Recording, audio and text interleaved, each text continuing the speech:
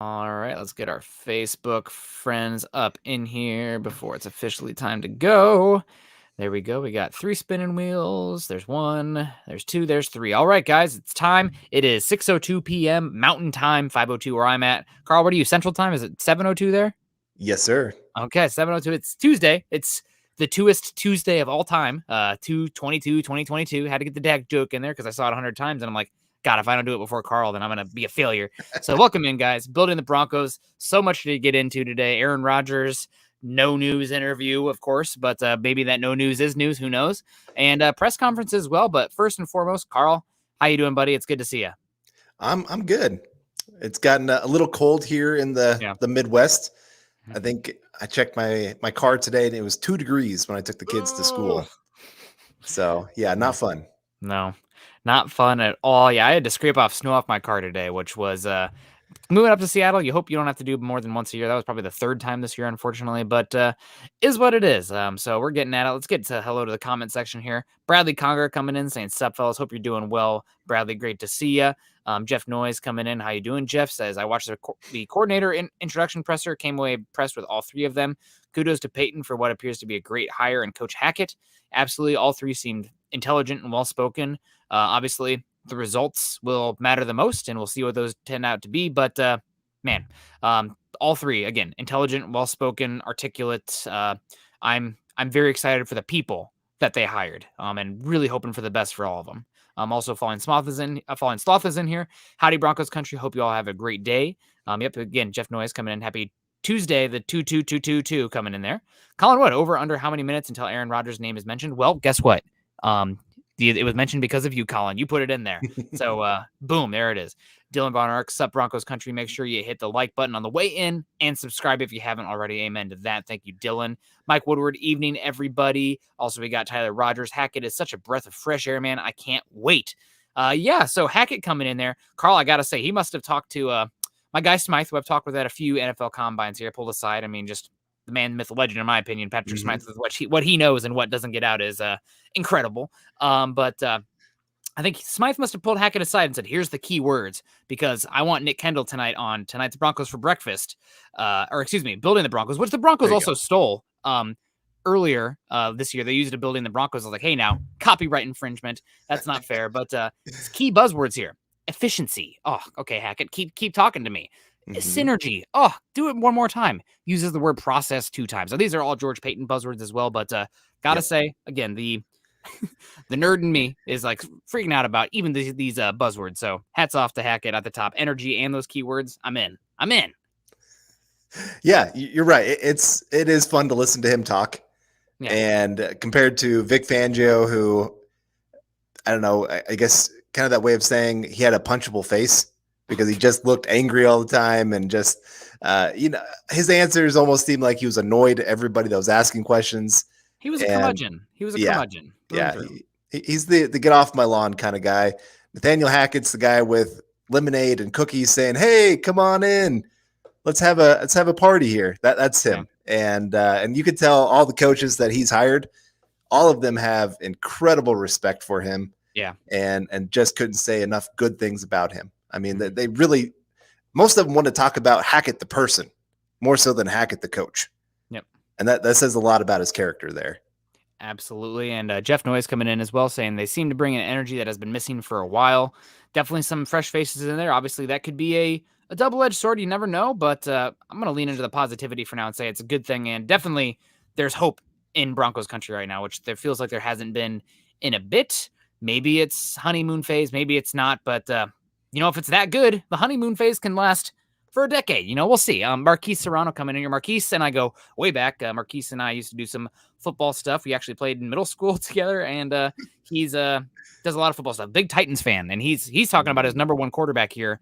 I think his number 1 quarterback in Sam Howell. How do you guys like the idea of Sam Howell to the Broncos? Obviously, Sam Howell, one of the quarterbacks down at the Senior Bowl this year, University of North Carolina. A lot of people mocked him as either the first or second quarterback off the board for the way too early mock drafts a year ago. They lost Javonte Williams. They lost Daz Newsome. They lost Michael Carter, and they lost another wide receiver whose name is escaping me right now. Was Dwayne Brown. They lost him as well. And Sam Howell took a step back. I absolutely hate the scheme that they're using there. I can't. The offensive coordinator, he was the offensive coordinator for Ole Miss when they was like, AJ Brown was like, yeah, I don't know any routes because my coordinator did not teach me any, or I don't know any. It's like, well, I hate this guy. He's terrible. DK Metcalf as well, getting upset at him. Gosh, what's his name? But either way, Sam Howell to Denver, wouldn't take him at 9, wouldn't take him at 15. You're talking about that 25 to 40 range. I would be interested. If he's your guy, then for sure. I think he's got arguably the second best pure arm talent in this class, behind the likes of Malik Willis. And I assess arm talent as not just being static in the pocket and like perfect drop back throwing. I need you to be like a shortstop or a really good third baseman where you can get velocity off base, off different platforms. I mean, Stafford did that all year, and it's not just the static arm talent that you see with like a Jared Goff or a Carson Strong. It's the different platforms and the different arm angles. So I do like Howell. End of round 1, youngest quarterback in this draft class too, going to be 21 years old. Very tough player as well, which I like in a quarterback. But there's enough questions there where it's like I don't want to be married to him. I'm interested in dating. Like I'll hit up the DMs. That's about it. But marrying him, which is what you do with a top 10 pick, not for me. Yeah, I've had a love-hate relationship with Sam Howell. He beat out a kid from my area that I really liked the kid. He is a really neat kid, very good personality, and he went to North Carolina, got beat out, had to transfer. But no, I like Howell. And I don't put everything that happened this year of his decline completely on him. Like you said, you lose your 4 best weapons, any quarterback is going to decline in that situation. And Absolutely. Like I said, with the system, he made that system work. Yeah. It was square peg, round hole, and he still made it fit, kind of. I mean, there's still some times that it wasn't quite perfect, and he had to kind of improvise. And there's a few things about his game that I'm not a big fan of. Yeah. And before I get to that, I do want to get to, we are going to be having our another Stars competition here for a Broncos jersey that is a choice by the person who wins. And right now we are at 96% complete and almost there, guys. And that's just incredible. 250,000 stars. So make sure you guys get in there and get your opportunity to win this jersey. And right now we got the leaderboard with Michael Ronquillo sitting there at number 1, Jacob Foster, number 2, Mark Schrader, number 3, Rodney Garcia, Miguel Santos-Ven, Travis Tarbox, Tim Hoffman, Andrew Baker, Peter Middleton, Lawrence Rivera. There's your top 10 right now, guys. Yeah. Everybody, you've got an opportunity to get in tonight. So please take advantage of that. And may the best man win, or woman, or whoever wins. Like I said, jersey of your choice. If I'm picking, personally, I'd probably go a Patrick Surtain jersey. I think that guy's going to be around for a while. I think he's going to probably get that second contract unless there's some kind of injuries that happen here in Denver. I'm always I want them to be a lifer or almost lifer. Von Miller, he counts because he's a Bronco for life. Yep. But yeah, so like I said, get into that competition, guys. Tonight is a great opportunity to get those stars in, get your questions in. Plenty to talk about with this press conference and some great new names here in Denver that seem very, very excited, understand the history of this organization, understand how much all of us as fans want to win. So like I said, get your questions in there. And we got Jay Kozad coming in saying, I like what the new coaches had to say. It's a different approach. Hope it works. Well, no one we know, right? Yeah. That's the thing. And you know what? Also, not to be that glaring reality of the situation, but it's not going to matter if they don't figure out the quarterback position. And I'm not saying it won't be Drew Lock. I'm not saying it will be Drew Lock, but if right now what they've had so far since Peyton Manning, heck, since 2014 Peyton Manning, for the most part, has not been good enough. So they can be great coaches, but if the quarterbacks are struggling and putting out statistical output that we've seen the last 6 years, it's not good enough. They'll be gone. That's football. Thank you so much, Jay, for joining us today. We also got Albert Knoppers in the house. Howdy, Nick and Carl. Good to see you. James Hyatt, awesome to see. We got Michael coming in. My dogs. Thank you, Michael. You can be one of my dogs as well. It's okay. Summit's number 1 for me, but that's okay. Jeff Noyes in the house, obviously. Dennis Woods, good to see you. Collaboration. I love that. Yeah, talking about that's one of my biggest takeaways, I think, was takeaways listening to the press conference twice, going over the notes, marinating on it a bit, is that this is very much going to be a collaborative effort. Obviously, you have everybody who is their specific coaching, whether that be the positional or the offense or whatever, but you're going to have guys overlapping and working with each other and really leaning on each other, picking each other's brains. And I also liked what they had to say, talk about collaboration. That's both football and outside of football. These guys, the players and the coaches, hung out outside of football to really get to know who they were as people, what makes them tick, how to approach them. So I'm excited about it. It does seem like it's going to be no matter how it goes, these are guys that are going to have each other's back, and I think it's going to be a very tight community. Now, adversity, when you throw adversity in there, who knows what it looks like, and they will have to have it. Again, it's the NFL. But if you have a strong tie and you have everybody's back, everybody has each other's back, that I think leads itself to trust and a better process. And it just didn't feel that way in Denver under Vic Fangio. And a lot of finger pointing, a lot of passive aggressiveness, a lot of like, well, it's not my problem that happened. No, you need that guy next to you that trusts you, and also to trust that he's going to do what he can to help you as well. And I feel that with this. I mean, just based off a press conference, who knows for sure, but I feel that with this, where it definitely was not the case towards the end with Vic Fangio. Right. Well, I always think of that Super Bowl season. Von Miller had a nightclub in his basement, and like all the players and even some coaches would come and hang out and just talking about that relationship that you build outside of the building.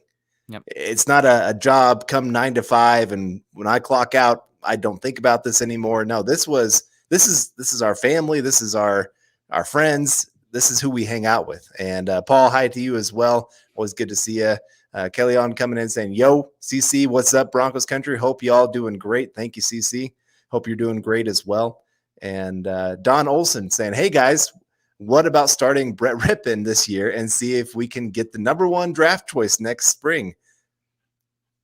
That's always great in theory. It just never plays out because too many of these guys are fighting for their job right now. And also, who's going to be bleeping, killing? Nah, that's too much. But like just over the angry beyond belief, if something like this happens, the pass catchers, the guys who are dependent on the quarterback for their money. I mean, Noah Fant, who's entering a 5th-year option year coming down the line, maybe a contract coming up.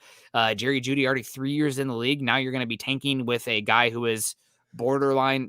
I don't want to completely drag Rippon here, but borderline rosterable talent at quarterback. And then you're going that whole season. I can't see it. And then people are talking, oh, just play Drew Lock, you'll tank. I'm critical of Lock because the bar for me is top 10 quarterback play. And if you're not flirting there, then I'm looking to upgrade the position. But with Lock on this team, he is probably too good as long as he's protecting the football for this team to completely bottom out. There's just too much talent also around the roster. Now, if you put Lock on the Lions, we're having a different conversation. But there's too much talent on this Broncos team as it currently stands for that to happen. With Rippon, though, maybe it's not feasible. And there's too many, like, you say that nice on paper now, but man, that would be a very long and painful season to get to. For sure. Yeah. We also got the brainstorm coming in here saying, I will love you, join you guys and talk football. Kiss. Well, thank you for the $2.99 super. Yeah, if you have any questions for us, let us know. Also, Carl getting into your lemonade and cookies here. CJ Morris coming in and saying, hello, boys. Draft Stingley. Yes, this is absolutely something that I would consider. Stingley is, I don't know if you saw Daniel Jeremiah's mock today. Stingley fell, I think, to the 14th pick, going to the Baltimore Ravens, which what a great fit that would be for them, Marlon Humphrey and Derek Stingley. But something caught my eye today in Ejiro Evero's press conference, specifically talking about all the lineages of coaches he's worked under, 3-4, Wade Phillips, Monty Kiffin, Morris as well, and of course, Brandon Staley, Vic Fangio, etc. They're going to be running a lot of the same stuff as Vic Fangio, but a little bit different. But the thing he said to me is if we can't get pressure with 4, which, newsflash, guys, Broncos couldn't get pressure with 4 last year. Dead last in pass rush win weight, according to ESPN. And for those at home, that's dead last. So in that scenario, you're expecting the Broncos to probably send 4, send 5, send 6. If you're going to take Evero at his word, could be coach speak, who knows? But if you're going to be sending 5 or 6 continuously, you know what you need? Damn good cornerbacks. And that's with a heavy S on the cornerbacks. Well, oh man, the Broncos, they blitzed a lot under Wade Phillips. It was a lot of fun. They dictated. They also had 3 top 20 cornerbacks on the same team in the same season. Like that doesn't happen. That's really rare. The Buccaneers as well. They have 3 good cornerbacks when they're healthy, and that made the defense tick because they could actually play in space. But when one of those guys got hurt, it fell apart. So you need to have, if you're going to be blitzing like Evero hinted at today, you need bodies on the back end, and Darby / Surtain is quite frankly not enough in the AFC West. For sure. I would love Stingley. Like I said, then you can play a lot of man coverage across the board. You can mix up what you're doing with your safeties and bring those blitzes and feel good about being able to hold up on the back end. That would be huge for the Broncos. And the great thing is they'd be young in the secondary as well. They'd be there for a long time, being a good unit for you. So if you're you can build on a strength. There's nothing wrong with that. Like you recognize the weaknesses, but if you can build on a strength and make it all that much more stronger and lean into it, go for it. But we got Mike S coming in here talking about an Alabama boy. What's up, Broncos country? And Travis Tarbox saying, evening, fellas. Sorry I wasn't very active this morning, Nick. Work was kind of hectic this morning, but I was listening. DB for life. Travis, we just appreciate you tuning in at all. Really, we do. It's always great to see you, and we understand work's a priority. All of us have our different jobs we got to do. Okay. It should be at least enough of a priority. So, but glad you're tuning in here now, Travis, and getting a chance to talk about some Bronco football. Yeah, absolutely. Good to see. I always have to put on Travis's hat that he sent me when he shows up. I had it ready for you this morning, but not showing up. That's okay. Travis is super helpful and supportive to us here. Good to see Todd Ostendorf as well coming in here. Let's get at it here. I'll peruse the comments here, but can you kind of lead us off here with the press conference a bit while I kind of, pull some of these up? Like, what did you get today with Hackett leading it off? Well, again, I love Hackett talking about all these different guys. Most of them he knows very personally. Like he trusts them, they trust him. And so there's already that relationship that's there. Sometimes, like I said, there was that disconnect between Fangio and his players and other coaches. Hackett, I mean, one of these guys, Evero was his best man, or he was his best man at his wedding, or one of the vice versa. I can't remember exactly how that went. And on top of that, a lot of these guys are well respected around the league. So it's not just hey, this is our buddies club. These are football guys that love football, and also, like I said, they all care about people. They care about the players they're going to be working with. Listening to, I think it was it Outen was talking about when he was coaching in high school, and that was kind of a neat experience just to hear him talk about learning from being a teacher in the classroom. Yeah, working with special needs kids and seeing how they all learn in different ways, and then carrying that over to the football field and learning, hey, I've got to work to teach these guys in different ways than I did before. Yeah. And then I loved the other part of this is it's not only that they're about building relationships, but they're about figuring out how best to teach. Like they want to be teaching coaches. That was very, very evident. That's their number one priority, is really teaching these guys to be not only good players, but good people as well.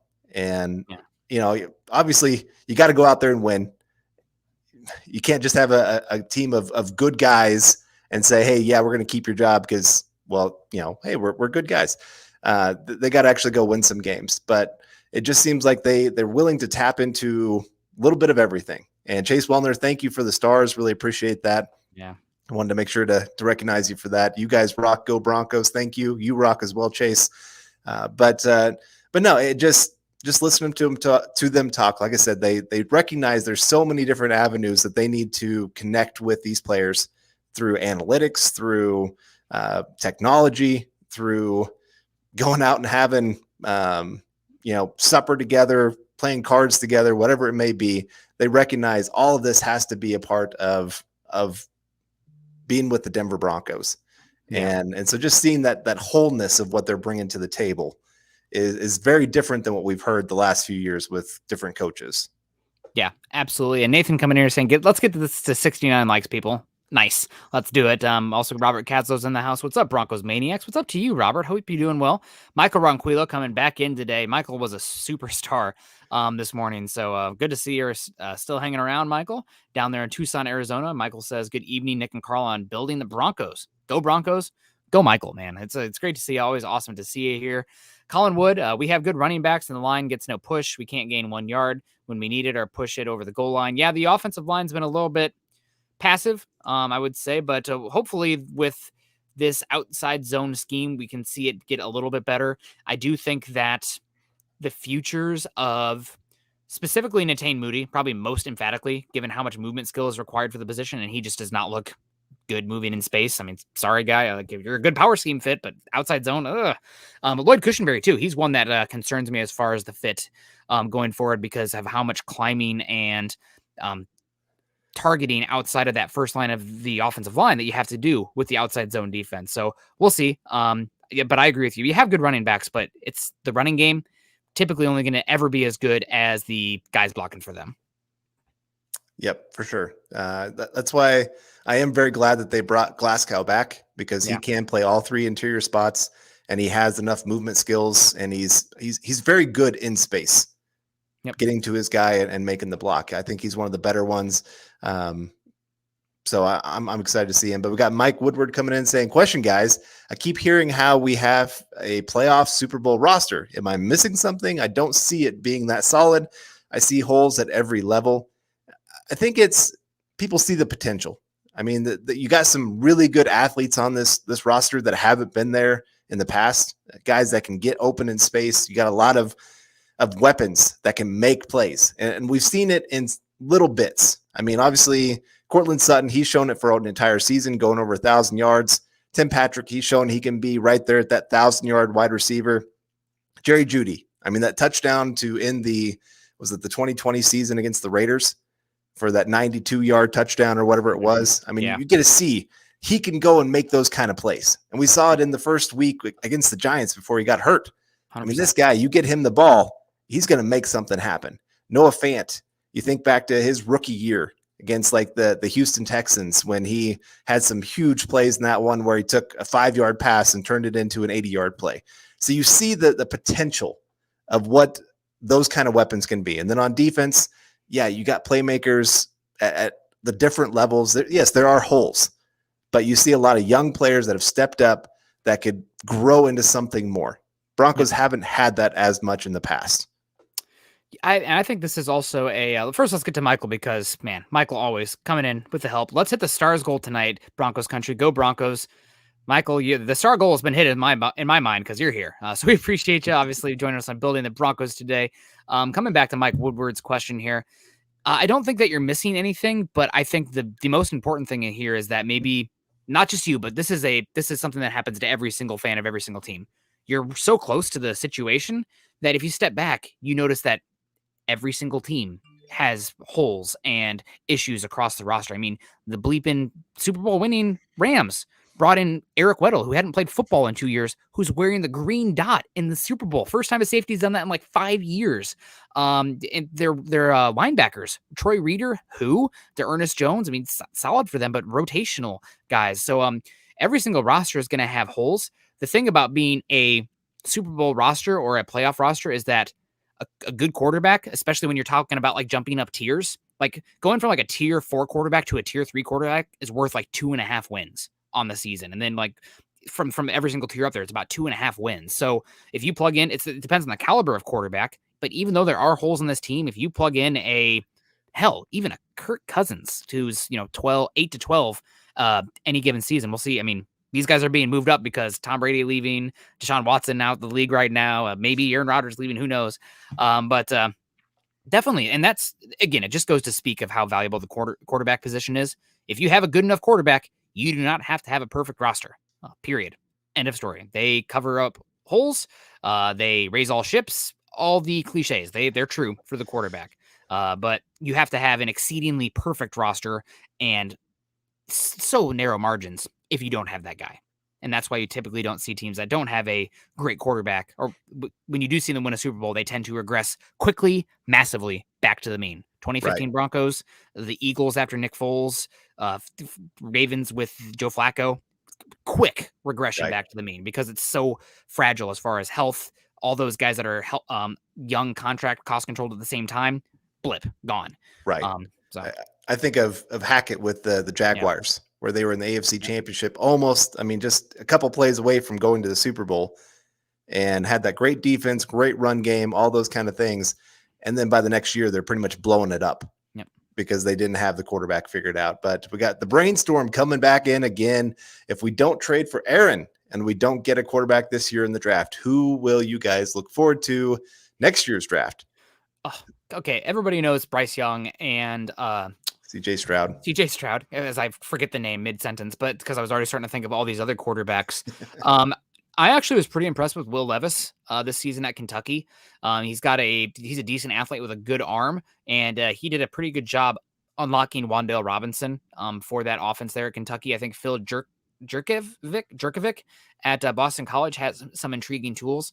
Spencer Rattler, say what you will about the person Spencer Rattler, the tape that he's had, has been some issues, but the arm is real. The arm talent is real. The athleticism, the mobility, it's like a Patrick Mahomes type of mobility. It's not like Trey Lance or that kind of runner, but that's there as well. We'll see what happens with Jaden Daniels. Anthony Richardson is an incredible athlete at Florida who's kind of still getting it together.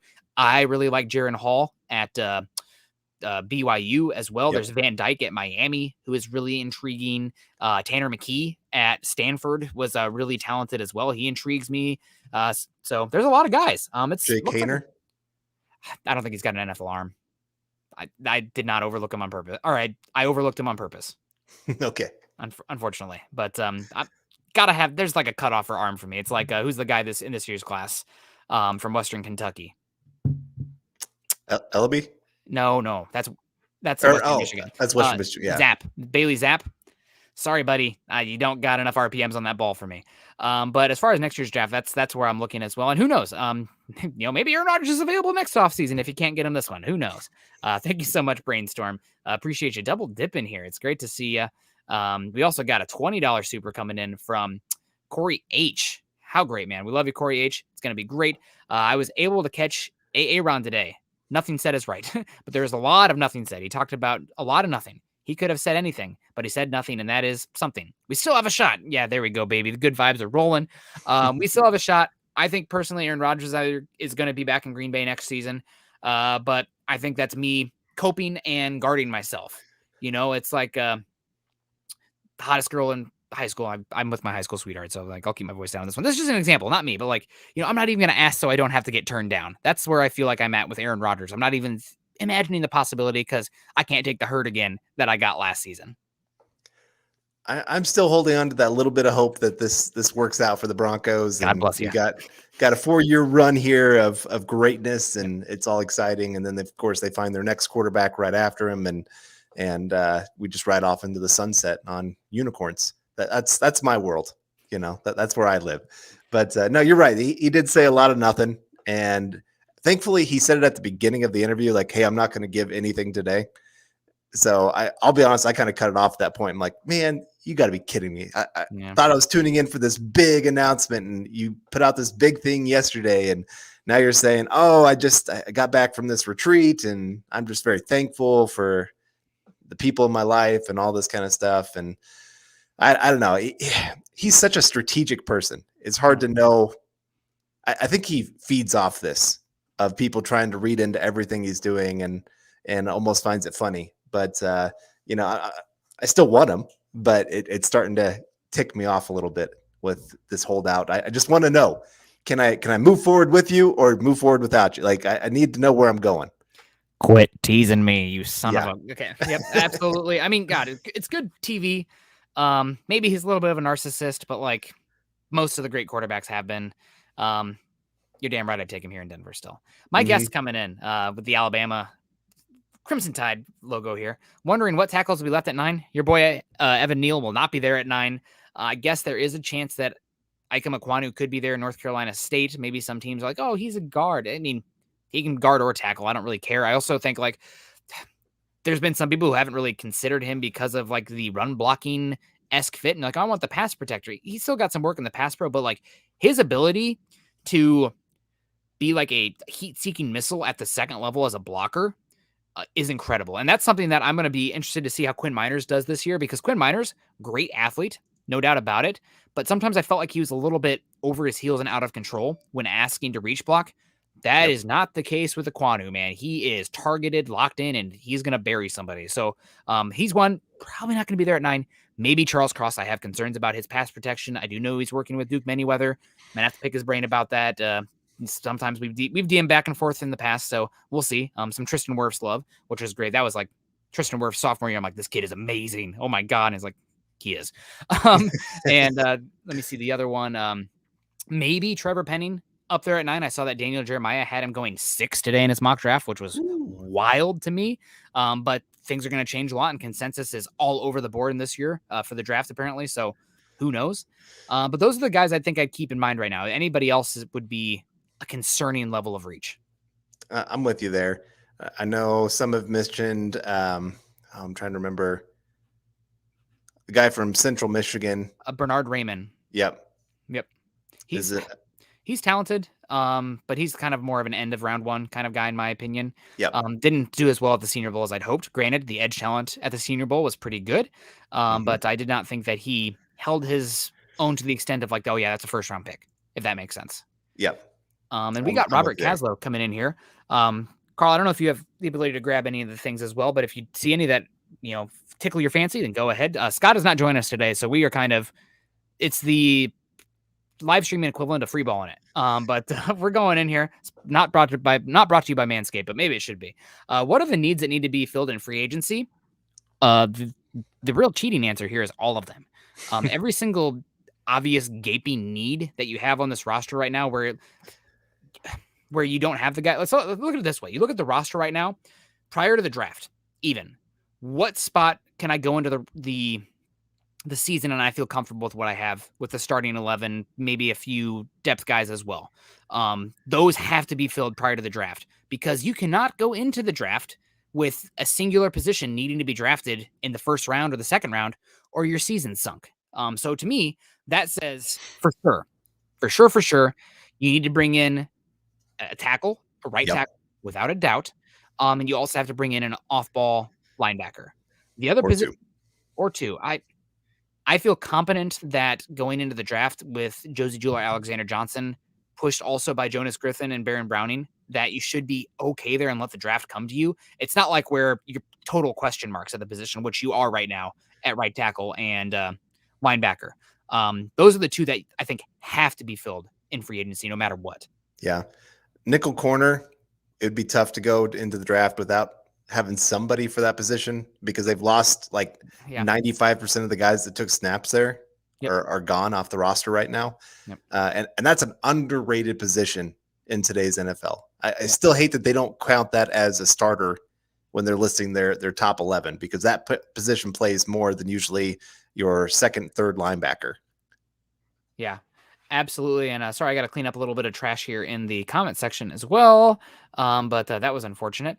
Trevor Sandel coming in here saying, Nick, is it just me or did the offensive coordinator, Justin Oaten, comments today seem about Locke like coach speak? As Scott says, it's saying something and not really saying anything. He also mentioned Matt Ryan. Does that mean something about the Broncos could be looking for? He mentioned Matt Ryan and Matt Schaub kind of competing together, being still friends, but also making each other better, which is what you want for that quarterback position. Still being competitive, but being friendly competitive is key. As far as the coach speak, I mean, he stated the obvious, and it's something that anybody who's watched Drew Lock can tell you. He's a solid athlete, and he's got a big arm. How is he going to work into the offense? How is he going to fit in the offense and what works for him? We're going to find out. But that's my observations off tape, said Justin Outen. The other big thing with him was he mentioned the first thing when he opened up the press conference. I think it was the first thing, or the second thing is, what's the most important thing on offense? He didn't say scoring points. He said it's all about the ball, protecting the ball. And he said the team that wins the turnover battle by +1 wins 72% of the games, and the team that wins a turnover battle by 2 or more wins 82% of the games. Doesn't that sound familiar, Carl? God, I just feel like the turnover stuff has been it's been beaten to death, but it's just so real. Yeah. And he did say something. It didn't make me cringe, but it made me think of something that Shermer said of, we want every drive to end in a kick. Shermer said that a couple times as well. And it's a coaching idea. That's what you want. If you can't score a touchdown, you want to be able to kick a field goal. If you can't kick a field goal, you want to be able to punt. Yep. A turnover, an actual turnover, is a bigger deal than a kick. And so, like I said, you got to protect the football. You want to go score points. You want to be aggressive, but you want to be a controlled aggressive in what you're doing. And that's something that Locke still struggles with. He still doesn't quite know when he's supposed to pull the trigger, when he's not supposed to. And part of that is just not always understanding what he's supposed to be doing on a play, what a defense is trying to do it against him. There's a lot of things that he's got to play into that. But also remember, when these coaches are being asked some of these questions, and I love Mike Kliss is always the guy. Hey, I don't know if you caught Aaron Rodgers today, but he didn't make his announcement. It's like, okay, we can't talk about Rodgers and whether he's coming here or not. Like they can't talk about that. They have to talk about players that are on their roster. Mm-hmm. And like the Matt Schaub thing, he can talk about it because, hey, this is what happened at a past job. But he can't say, hey, we're trying to go get Matt Ryan at this time. And so, Big E, what's up to you as well? I always appreciate seeing you here in the chat and getting some chance to talk football. Travis coming back in saying, I was definitely interested in you talking about Jameis Winston this morning. He could be an upgrade over what we've had. Yeah, he is. I mean, he's a turnover machine as well. Yeah. So I'm not sure of exactly how his fit would be with this system and what they're looking for, because he can make some incredible throws where he'll make a throw into some of the tightest windows that you've seen. But then it's also that he's thrown into triple coverage in that moment, and some of those get picked off, and then you're shaking your head going, what were you seeing? Yeah. Like what made you decide this is where I should go with the football? And so I like Winston, and I think he was starting to show some decent signs there at New Orleans. I think he got his eyes fixed. I always kind of wonder how much of a difference that makes when he gets the LASIK surgery, all those kind of things of, I can actually see there's other players on the field. But there's still times where it's a decision-making problem for him. It's not an eye thing for him. And so there's still some issues that I think would make the coaches really hesitant to go with him. I think probably Mariota would be more of a guy that they like because he protects the football. Yeah. And has some decent athleticism. I think they could do some decent things with him. If I'm looking at free agency, that's probably the first guy I'm going towards. Yeah, Winston Mariota, kind of funny. The 1 and 2 in that draft class as well. The thing about Winston that interests me is last year for quarterbacks that had at least 200 dropbacks, he was number 2 in the entire NFL in EPA per play. And that is despite having literal question marks that he was throwing to at the wide receiver core. I mean, Michael Thomas is out all season. Marquez Callaway has been on multiple rosters, and he's talented, but he's kind of known as having some issues. Tight end position, question mark, wide receiver. I mean, I don't know. Also, the thing about Winston is that if you can run the Sean Payton offense, you have a lot on your plate mentally, because there's no scheme in football offensively that puts more on the quarterback's shoulders from a pre and post snap basis, which is the opposite of what you tend to see with the Kyle Shanahan offense. But the quarterbacks that have been best in the Kyle Shanahan, Sean McVay offense are ones that got their growth and development elsewhere, where they had to be more cerebral, and then put into this offense where they can answer questions beyond, if this isn't there, I'll get to this, the under route here. Actually, I have a backside dig that I'm going to get to that is not part of the progression per se, but I know it's there and I can get to it because I've done it in other schemes. So the question for me with Winston is more so the years and the money. If it's something that's like 2 years for $20 million per, and the second year is easy to get out of, I'm interested. I think he's going to get more than that. I think he's going to go to the Saints. So we'll see about that. We got Dennis Woods coming in, $5. Rank the positional needs this year: right tackle, edge, cornerback, and inside linebacker. Other. Personally, I think it's right tackle. No matter the quarterback, we have to keep him upright. Then edge, cornerback, and inside linebacker. Maybe I'm off base here, but like Bobby Massey was fine last year, right? Like he didn't. The right tackle position was not a plus, but it wasn't a huge problem either. Am I off base? No, you're not. I thought, in my opinion, he was the best right tackle they've had since Orlando Franklin. Yeah, Jared Valdir was solid the 1 year he was here also, but I agree with that. And can you please tell me when the Broncos picked up Bobby Massey? It was pretty late in the game. It was after the draft. Yeah. It was after the draft. So I guess my point is that you don't need a stud at the right tackle spot. And obviously it's better to have great players, but you don't need an absolute stud at right tackle. I mean, the Rams just won with Rob Havenstein at the right tackle spot. Who exactly? I know him just because I'm a Big Ten psychopath, but Wisconsin there, baby. But you don't need an absolute god at right tackle to be great. If one falls there that you love, that's awesome. You can do different things with your offensive line because of that. But you don't have to. It's not such an issue where you have to spend that level of investment on it. So for me, coming back around, it's edge, baby. I mean, edge is far and away the biggest need outside of quarterback on this team. The Broncos finished last year 32nd in pass rush win rate. They finished 31st in Pro Football Focus pass rush grade. They were one of the worst teams in all of football at getting after the quarterback last year. I don't know if you saw this tweet from me, Carl, on the Broncos defensive line, how many out of the top 8 snap earners on the Broncos defensive line, edge and interior defensive line, how many of them were not 7th round picks or undrafted free agents? Well, you got Draymond Jones was a 3rd round pick. End list. That's it. That's the type of bodies and investment you're making on the interior defensive line right now. Yeah, yes, Shelby Harris has been a hit for that. You probably could say he would have been more like a 3rd round pick or a 4th round pick in terms of value where he's at right now. But like, this is a defensive line that just does not have the types of bodies and athletic talents across it last season, especially after Von Miller and Bradley Chubb went out, that you don't have those guys. I think it's emphatically edge, and I think it's edge to the point where you could list edge on there twice, and I might pick it twice. So it's that much, and also it's concern because it's not just you're talking about draft need. You'd be okay next year going into the draft or going into the season with Cooper, Chubb, and Malik Reed. 2 of those guys are gone after next year, so you need to find a starter for 2023. This draft cycle, this year. So edge is way up there. And again, Evero saying if we can't get after quarterback, we're going to send 5. If we can't get there with 5, we're going to send 6. That to me says pass rush is important.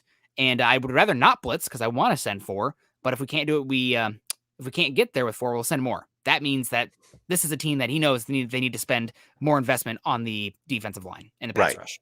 Right, for sure. No, if I'm looking at this list, these top 4, I'd go edge, cornerback, right tackle, inside linebacker or off-ball linebacker there. Yeah. Just because cornerback, again, just the value of what they bring to the team.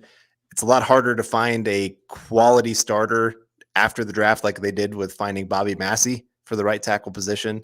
And honestly, if that's what the Broncos do this year is say, hey, let's just run it back with Bobby Massey, I'm okay with that. I'd still like to see them put some kind of investment in the draft to develop.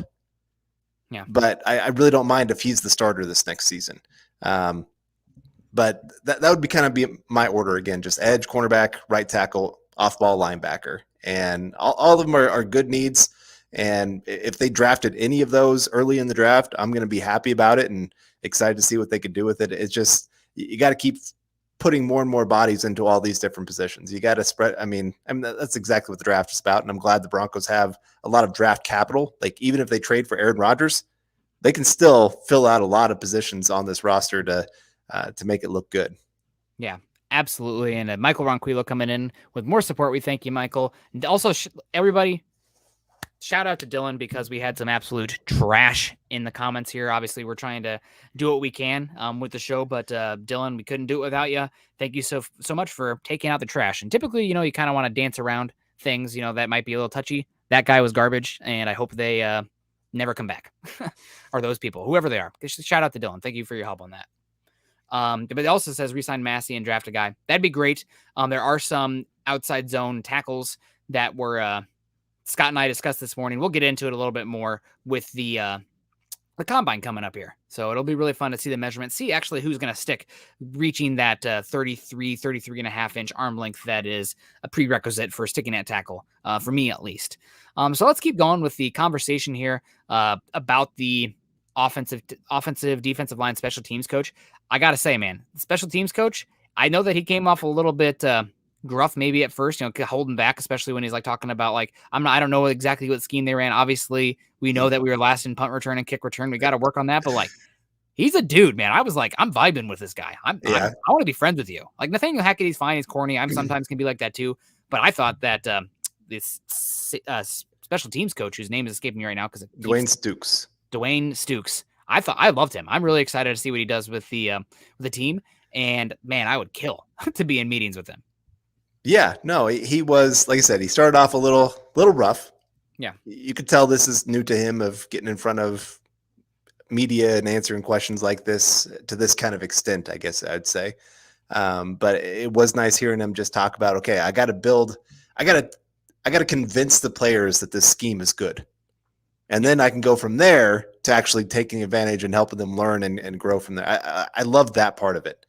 Yeah. It just, I think sometimes there's a lot of coaches that just come in and say, my scheme is best. You learn it or you're gone. Deal with it. Yep. Instead of actually, hey, why does this work? Why is this important? Why do you want me to do this? If you know the why, people want to follow you with that. And so that's what I loved about each of these different coaches. They kept wanting to go into the question of why. Why do we do this? Why do we teach it this way? Why are we running these kind of plays? And just trying to build off that. Why is this going to work this week and it didn't work last week? It just makes people actually want to buy into it. That was their big thing they kept talking about. They got to buy into what we're doing here. And I'm cautiously optimistic. I'm still a little nervous about how young these guys are. I love that they kept bringing up Dom Capers and talking about how he's got enough experience for everybody. And, they do have some of those kind of guys that are still around. Bill Kolar has been around the league forever. But at the same time, still, these guys being the first time actually calling plays, running meetings like this, makes me a little nervous. Are they actually ready for this moment? Yep, absolutely. A quick shout out to some of the stars. Michael Ronquillo coming in with 3,300 so far. Andrew Baker, good to see you, Andrew. 250. Marquise Serrano, friend of the show, coming in $200. I've guested on a few of his shows as well. We had one, Carl, right back even before we started one. Marquise and I were in a show called the 3 Tech because we were defensive line obsessed. And then Chase Wellner and Travis Tarbox as well. So you guys are great. Let's keep grinding here. I'm going to be completely honest.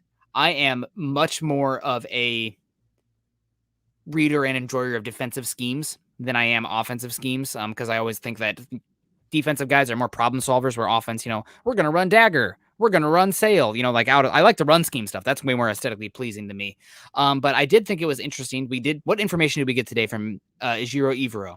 Broncos are going to be running a 3-4 defense, 3-4 base. Then he said they're going to use different variations of sub packages. Okay. That's good. That's most teams in the NFL are doing that right now. Right. He also said that they're going to use a lot of stuff that Vic Fangio had left over, which is great because there's a reason that teams across the NFL are, trying to mimic what Fangio does. I mean, to the point, I think this is hilarious, and no disrespect to Raheem Morris at all, but like McVay says to Raheem Morris, if you're going to be the defensive coordinator here, here's the first 10 pages of Brandon Staley's playbook. We're running the 2 high safety defense. Period. Figure out how it works with your pressure looks. If you want to live in, if you want to rotate down to cover 3, that's great. But this is the basis of our defense. Okay, Raheem Morris learns it, works out great. Obviously, when you have Aaron Donald, it helps too. But Evero saying it matches. You want to match the personnel, what the guys do well. But I'm just really interested to see what it does. And I wish I could sit in with the coaching clinic. Like, well, does that mean you're going to do gap and a half? What about the main coverages you're going to use on the back end? Obviously, personnel dictates what you can do, but I just wanted even more. I needed more of the nerding out stuff with the scheme from Evero. Right. Well, and I'm just interested to see who he pounds the table for in the draft and in free agency to come in and help build this scheme. Yeah. Because, I mean, like we read earlier, there's a lot of positions, off-ball linebacker, edge, cornerback that are needing some players. What kind of players are they going to go get? Because then you can begin to start understanding what are they actually going to try to run within this system. Are they really going to try to run Fangio's first 10 pages, or is he going to really mix this up a little bit more, be a little more aggressive on the back end, be a little more aggressive in his pressure looks than what Fangio was? That's probably my one big complaint with Fangio was he was conservative to a T. Like they'd be marching it down the field. And he was always a bend but don't break kind of guy. No. We're going to stop him in the red zone, which I understand. But there's just times where it's like, dude, you got to mix it up. You got to get something here. No. The defense is just hemorrhaging points. Throw a pressure in there. Throw something at him. And he struggled to want to do that. And so I'm kind of hoping that we see that with Evero here, that he is a little bit more aggressive on some things and willing to send some pressures. And, I loved Fangio almost 2 years ago more than I did this past year, because his work with Alexander Johnson with those, A-gap blitzes that he would run. I'm like, dude, that's using a guy to his strength. And I know Johnson got hurt this year, so some of that got hurt of what they could do, but I would have loved to have seen Browning on a few more of those kind of looks. And they just didn't do it. But we got Big E Broncos saying Bradley Chubb is worth more on this team than what you could ever get back for him right now in draft picks. Yeah, right now, at best, you can maybe get a late day 2 pick, I would say. Yeah. I mean, edge is an important position, but just He's not put a whole lot of great film out there for the last couple of years here, and injuries, everything else. He's going to have a big contract coming up pretty soon. So right now he's worth more to the Broncos, and keeping him around and not wanting to hurt a position that is already struggling to have talent. Yep. Yeah, no, absolutely. This is Big E kind of took the words out of my mouth here. We're having the Bradley Chubb discourse. Oh, trade him for a fifth, get rid of him, blah, blah, blah. A, you're creating a bigger hole, and B, while Chubb's availability has been an issue, you are selling low and making an even bigger hole, right? Like you shouldn't go into next year banking on him, but also you have the chance where he returns to being a, 10 plus sack kind of guy. And then if that happens, you're going to get more back compensatory pick wise than you are trading him right now. So it's way more value to keep him. Hope that he gets healthy and see what this year looks like, and then make a decision from there rather than just, selling off on him right now. I mean, he has to play healthy. He knows that, but he's entering a contract year too, right? Like he knows that too. Mm-hmm. So you're going to get the best out of him. And then if he's so good next year and you don't trust him, that, then you got to let him go. And Brent saying Moody absolutely looks good in space. Not sure what you're seeing, Nick. Guess we're just going to have to agree to disagree there, Brent. Doesn't look like a mover to me. Really struggles with pass protection with his movement as well. But we'll see how it hangs. That's proofs in the pudding, I guess. You guys are moving the needle too. Let's keep it going here. We had a question here from somebody asked. Here we go. Zebulon, thank you so much. Which Rams defender might we try to trade or sign away from them in free agency, not named Miller? Is there anybody off the top of your head that interests you? I haven't actually looked at their free agents of who they've got coming up here. So I can't really speak to this a whole lot, I would say. Do you have anybody in mind? Darius Williams is somebody who sticks out to me. 5'10" cornerback, weighs about 190 pounds, was with Baltimore for a number of years, and he was pretty good inside outside there with the Rams with Staley and Raheem Morris. So he's one that intrigues me. I could see him maybe actually getting more money than the Broncos are willing to invest again at the cornerback position for a veteran, given they have Darby right now. But that cornerback position, I'm hoping Michael Ojemudia can step up. But you mentioned the slot position. Also, there's Caden Stearns, who is almost a complete unknown playing that level of play. And what we saw with this Rams last year, they really emphasized the pass rush, but they also emphasized safeties, different types of body types in that defensive backfield. And you're talking about Darius Williams is one of the guys. They had Taylor Rapp, who's a lot different than Nick Scott, who's a lot different than Terrell Burgess. So versatile on that back end. Broncos are probably going to have to add some different body types and whatnot, because Simmons and Stearns alone is not enough to live in the dime packages if we're, copy pasting somewhat what the Rams did last year. Good choice. We got Michael coming back in here saying, great show tonight. Nick and Carl on building the Broncos. Todd saying way too many injuries lately. That's football. I mean, that's another reason people look at the roster. And I'm like, you're looking at the starting 11? Nah, man, look at the two deeps, because odds are every single one of those guys is going to see some significant playing time this season. So we'll see. I like that they talked about that when they asked the Rams coaches about, what did it take to get to winning a championship? And they said, when we met adversity, when we had injury showing up, of just guys sticking together, working through everything that we're doing, keeping things the same, of whoever we're working with, we're going to keep it the same, of trying to build them up, get them ready, all those kind of things, and just making sure the backups are ready. Like I almost felt a little bit like that might have been a shot at Locke of, we're not going to complain. We're not going to, be all upset that I didn't get the starting job. We're actually going to make sure that we're still working to prepare. And, I think Locke learned from his early season problems with that. By the end of the season, he was doing much better of preparing himself. And yes, he got those starts and things like that. But, again, those backups, they got to be ready. Backup quarterback. Most teams, their backup quarterback played a game or two or more. You got to expect that you're going to probably see the field at some point. Wide receivers, cornerbacks, offensive line. The Broncos had 4 guys down at one point of their starting unit. You got to be ready to step in. And that comes from coaching and making sure the guys are prepared. And 2, just the mindset of players. Yep. Making sure that they understand that this is a job that they've got to put full effort into, whether they're the starter or not. Absolutely. Absolutely. Well, guys, we're starting to run out here. I'm getting at 55 minutes. Let's see if there's any more super chats coming in here. We got John coming in saying, if we draft the quarterback, who's your top guy? In this class for me, and I think it's hilarious because, Tim Jenkins knows more about quarterback play than I'll ever learn, right? He'll forget it today. But him and I have very diametric differences as far as the haves or the haves not at the quarterback position. Because for me, and you guys can listen to, not to give too much credit to another podcast, but there was a mailbag episode from the Athletic Football Show this last week where they talked about athleticism at the quarterback position with Nate Tice, who, if that name sounds familiar to you guys, he's worked for the Athletic for a number of years, coach as well. The son of Mike Tice, longtime football coach, offensive line coach. I think he was the head coach for the Minnesota Vikings for a number of years as well. And Robert Mays. But they said that, Mac Jones is an interesting case study because they believe that you have to have some level of mobility outside of structure to make plays right when the play is wrong, right? To buy yourself time instead of 1, 2, 3, get rid of the ball. It's 1, 2, 3, 4, 5, 6, because you can buy that more time and get to those. And you need to be able to create outside of structure with that athleticism. So for me, I'm looking for the guys who have those superhero traits and whatnot.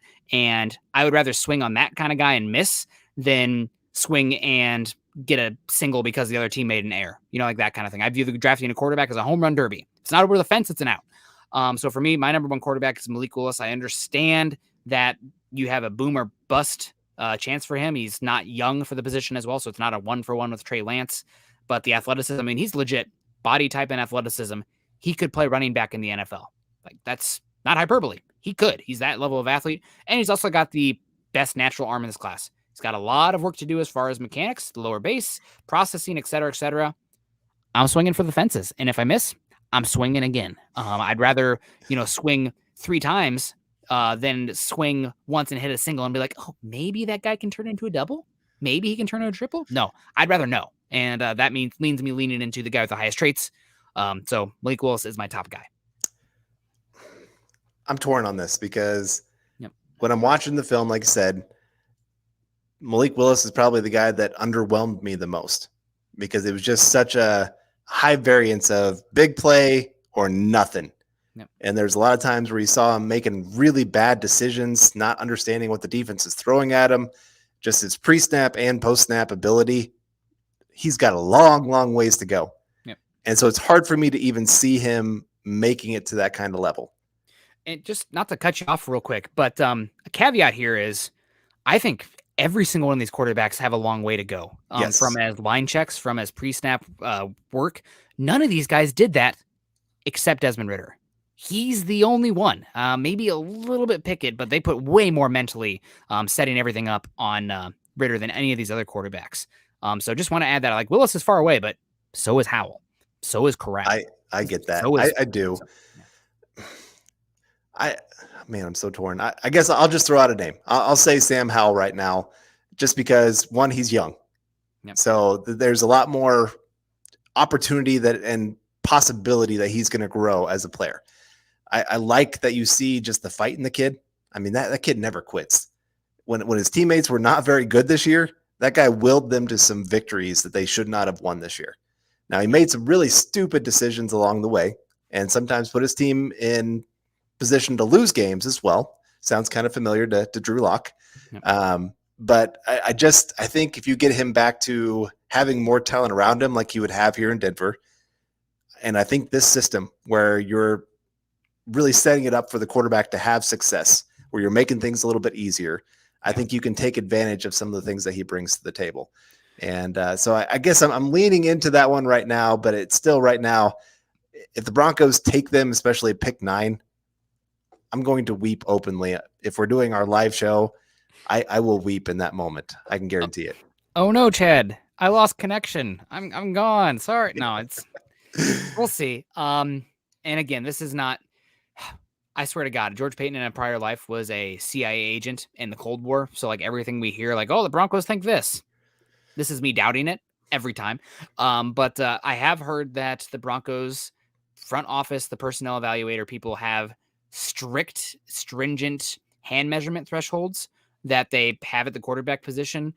So that probably Kenny Pickett at 9, not happening. Otherwise, he, from what I've heard, would have been their top quarterback in this class. But the 8.25 hand size, too scary, too concerning.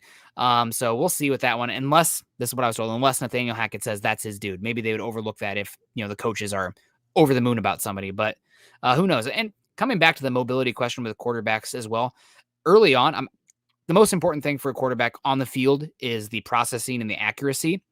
But I like to have my quarterbacks to have multiple avenues of success, and I want things to be simple for them. You know what simplifies what a defense can do coverage-wise for you is if they can only play zone coverage or drop zone coverage, because if they're playing man, the quarterback's running 80 yards for a touchdown. I like it when it can be simple because of that athleticism, where they're not going to give him too much, and if a team tries to get cute, he'll burn them with the athleticism. So again, yes, it's going to be it for Willis. It would be erratic early on, and maybe I also think he needs a year not even taking the field to work on trusting his eyes, and instead of the first read's not there, dropping it and looking to be a runner. Let's get to that second read. Heck, let's even get to that third read. Some stuff that I don't know if it's going to happen playing through it, right? I think he needs to kind of rework on some of those things before taking the field. But I don't know. I've said it before. I'll say it again. This is my exact. I'm still at the same spot. I don't like any of these quarterbacks enough to take it 9. And which quarterback do you want to take, Nick, out of the top 6 in this class? Whichever one is on the board last, because I want to make the least investment possible, because I do like them all. I actually do like all these top 6 quarterbacks. Love them? Hell no. Right. Hell no. Right. I see an avenue for them having success, each of them in the NFL. And so I could see them all working differently within the system that Hackett likes to run. Mm-hmm. So if they take one, like I said, later in the first, second round, third round, I'm not going to be all that upset about it. If it's at pick 9, though, that is you telling the organization, this is the guy that we want to invest in and build around. And I don't have the confidence in any of these guys to be that guy. Yep, absolutely. And let's get to this last one before we get on out of here, because Scott's not here, so he doesn't have to get a little bit annoyed by this. But Drew Lock, contract year. Will he ball out? I think there is definitely, out in the multiverse theory, multiple things can happen from here. And Drew Lock balling out this season on his contract year is possible to the extent of what do you think balling out is? I think there's a possibility this year with the offensive scheme that they're going to run this year, with Drew Lock protecting the football, that you could get top 15 level quarterback play from Drew Lock this season. Some of that is because of the system. Some of that is because of the pass catchers and the overall talent that the Broncos have around the quarterback. But I think you could get top 15 level quarterback play. That for me, with the overall, and I think that's probably the ceiling. I guess, who knows? Maybe Drew Lock, an asteroid comes and hits the earth and Drew Lock touches it and, turns into Josh Allen. I don't know. But probably not going to happen. But top 15, 1 year of control left. You're probably not paying him the money that he wants to have, and you're back in the situation anyway next year looking for a new quarterback. So it's possible Drew Lock is here. He's still talented and he's cheap.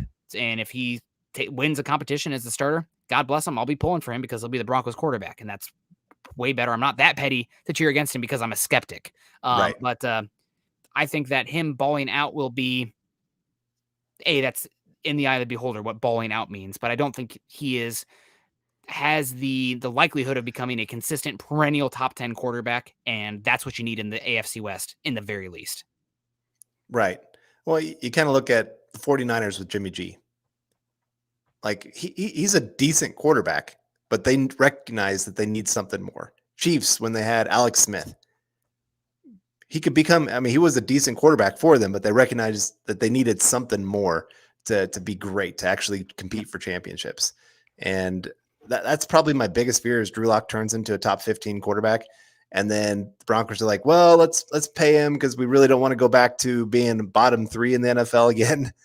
And then you're kind of going through the Joe Flacco situation where he gets paid and they can't pay the guys around him. And all of a sudden they just become a not great team. They were never terrible, but with Joe Flacco, they saw the fall off when you actually have to pay your quarterback. Yep. And it does make me nervous when a guy has that 1 year wonder when they're in a contract year. Was it motivated by money, or was it actually, hey, the light went on and things started actually clicking for him? Yeah. And the other thing with Drew Lock too is if he is the starter this year, Is he going to be able to stay healthy? Because so far when he's played, more than 5 games, he's gotten dinged up and it's impacted his play. So durability will be key with him. He's here, and I'm hoping that he plays well this year. And he did the low bar coming into these final 3 games last year, but all I really wanted to see was, can you run the offense and can you protect the football? Because first thing that our new offensive coordinator said is, you got to protect the ball. You got to keep the ball because the team that wins a turnover battle wins the football game. Drew Lock 2020 did not protect the football. Drew Lock, before the final 3 starts this last year, did not protect the football. He did in the final 3 games. Small sample size. I know those weren't great defenses either. I know. But that's something to hang your hat on and to be optimistic about. And again, the arm talent, still young, still cost controlled. There is reason to be hopeful for him. Skeptic, but you can be hopeful. Nathan coming in here with the wrench. I don't know what the wrench is in reference to, but fix it up. Bob the Builder. Building the Broncos. It's about building. There you go. Gotta be it. It's gotta be. And then he came in with a $5 super chat saying the Rams said screw the picks and won a Super Bowl. How long do you think it takes until it's time to pay the consequences? I mean, they're putting it on a credit card. They could be paying the consequences next year if the roster kind of falls apart. But they won the Super Bowl, right? So I think they would take that every time. This was what they're aiming for. It's so hard to win the Super Bowl. Everybody wants to be the Steelers and they, drafting perennially great and being competitive year after year. They want to be the Patriots, a dynasty, but those are rare. Those are hard to come by. If you feel like you're within your window, go for it. And even if that means mortgaging some of the future, those windows are fleeting. And there's no guarantee that you'll ever be in that window. It's the thing. It's the Aaron Rodgers conversation. Oh, we'll be bad in 3 years when he retires. So you're telling me we won't be bad for 3 years? Oh my God, that must be nice because we've been terrible. So if you have a chance, go for it. That's right. Really, there's no guarantees. Right. Well, I know a lot of people are like, well, Rodgers hasn't won a Super Bowl in a long time. I'd also add Packers haven't made moves like what the Rams did to go get him the players to actually go win a Super Bowl. I'm not saying that Rodgers has been perfect by any means, but sometimes you got to take a risk. And the Packers are one of the most risk-averse teams because they're just like, we've had a quarterback. We'll just rely on the quarterback and keep trying to build up the roster through the draft. And they don't do a whole lot in free agency. They don't do trades. And then they kind of wonder, why do we keep coming up short compared to these teams that are aggressive and go get a Von Miller and go get a Matthew Stafford and, the Chiefs, again, trading for Patrick Mahomes. They gave up an extra first-round pick to go get that guy. Then they traded picks to go get Frank Clark. And, they made moves to try to go win Super Bowls. That's what you got to do. And so I hope the Broncos get to that kind of point eventually here, maybe over these next few years where they can be aggressive and go get their guys. And maybe it is an Aaron Rodgers trade. Maybe it's even more than that. I really hope so. But all right, we got Bryce coming in saying Hamilton, Stingley, Saucefall, can't trade back, must pick one. Who you taking and why? Hamilton. Yes, this is an easy one for me. Kyle Hamilton. I know the cornerback position is more valuable, but if you're living in the 3-4 Vic Fangio style world, your safeties are a big part of your run fits. A big part of your run fits. And having people kind of, Justin Simmons missed some tackles. He's actually pretty good at coming downhill and being a run fit. He's not going to confuse anybody from Cam Chancellor. But they're very important for the gap integrity when you have less guys in the boxes.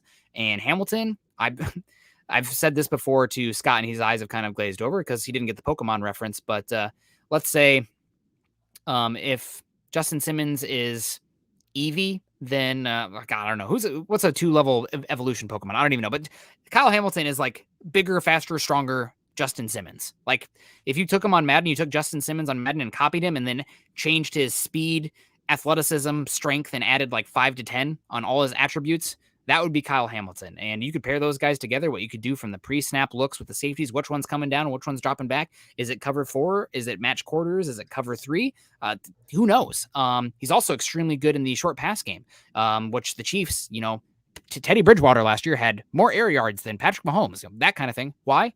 They're dumping the ball down like crazy because they want to get the ball to the playmakers in space and put your defensive backs in a bind. Did they say your defensive backs can't tackle our guys? No way. Kyle Hamilton, you're going to be able to tackle. You're going to be able to not give up the yards after catch. So, yeah, Pokemon reference again. There we go. Pikachu to Raichu. Justin Simmons is the Pikachu to Kyle Hamilton's Raichu as a prospect. So definitely give me Kyle Hamilton. He's not going to be there. It's not going to be there. Yeah, he's the unicorn of this draft. Like if you're looking for those true blue chip, game-changing players, Kyle Hamilton is at the top of that list. Like, yes, he doesn't play as important a position as some of the other positions like cornerback, edge, that kind of thing. But go give me those blue chip players. If you can get them, boom, add them to this defense. Like I said, especially for me, safety is so much more important in this system compared to some others. Like when we're talking about Wade Phillips, I don't worry as much about safety. I can have a Darian Stewart. Yeah, Darian Stewart. There you go. Mike Adams. I almost said Darren Williams. I'm like, that's not right. No, Darian Stewart. But yeah, Stewart. And you can still have an amazing defense with him back there. But in this system, you need great safeties to go and make this thing run as great as it can. And, and then it kind of pushes those other young guys back a little bit. And so it gives you the depth at safety that no other team has. I just would be very excited about that. But we got Bryce coming in saying at AJ Lavender, talent-wise, I 100% agree, but nobody uses two safeties as much as they use two. That being said, I take Hamilton and figure it out. I just pulled this up because I don't know where you're getting the nobody used two safeties as much as they used to. Teams are using safeties on defense more than ever. You're seeing the Rams this year, and also we're gonna copy paste what the Rams did last year to the Broncos this year. You can't do that because there's only one Aaron Donald, but I digress. The Rams had the third highest rate of 6+ defensive back looks in the NFL last year. Some of that is because their linebackers were bad, but some of that is because they said, hey, why would we put worse coverage players out there when we can put better coverage players out there? So Kyle Hamilton, Caden Stearns, Justin Simmons, you feel pretty good about that. And especially with Stearns' ability to play slot and some box, and Hamilton's ability to do everything as well. And oh my gosh, we have Scott showing up here at the end. What's going on, Scott? He's coming back from the concert waving at us here. Scott, it's been a little bit off the rails here for a little bit, but we're going to get on out of here pretty soon. Now that he's hanging out with us, I don't even know what's going on. I'm totally taken aback. And I agree with Nathan here saying Houston's taking Kyle. I think Kyle Hamilton is going to go there. So, and also Chad is saying it's time for us to go as well. We love you guys. We got to get on out of here. Thank you, everybody who joined us today. You are great. We appreciate you. You guys can follow Carl and I on Twitter. Carl is at Carl Dumler, MHH, and I'm at Nick Kendell, MHH. Also follow us at BTB Football Pod and at Mile High Huddle. If you guys are joining us on Facebook today, please join us at facebook.com/Mile High Huddle. If you haven't done so yet, make sure you're heading to Apple, iTunes, and going to Huddle Up Podcast. If you're listening after the fact, you're listening on YouTube, everybody has an iTunes account, right? Make sure you're going to find Huddle Up. Go there, leave us a 5-star rating review. If you have a question for us that we didn't get to on here or something you want us to talk about, put it in the comments there with your review. That'd be greatly appreciated. Number one thing you can do to support us, subscribe, like, and share to this channel on YouTube. If you like Carl and I, that's awesome. But we have a bunch of different shows for a bunch of different flavors for a bunch of different folks. Obviously, the flagship, the one that gets since the boss is here, I got to hype him up. But the Huddle Up podcast with Zach and Chad is the one that's on here the most. They do a lot of good stuff. I'm in the mornings with Scott. You have the Trickle Zone going on. You have Dove Valley Deep Divers. You have Mile Insiders with Luke and I. I mean, we're busy. We're all around the place. So we love you guys. Scott, anything that, Carl, Scott's here now. He threw me off. Carl, anything you want to touch on before we get on out of here? No, like I said, just I'm cautiously optimistic about this coaching staff, and I'm excited to see how the players respond to them, to see the different schemes that they're going to bring to the table. What kind of players do they try to bring in? Because they talk about wanting to fit scheme to players, but yet you still want to go get players that fit what you want to do. So it's going to be interesting to see how that plays out. And of course, Combine coming up soon. We've got a lot of stuff going on, especially for building the Broncos. And just stay tuned in. It's going to be a lot of fun. Yeah, absolutely. Love you guys. We'll see you again on Tuesday night. I'll see you on Scott's channel tomorrow. You guys are great. Choose kindness, choose compassion. Excited to see what the future holds for the Broncos. But until then, go Broncos.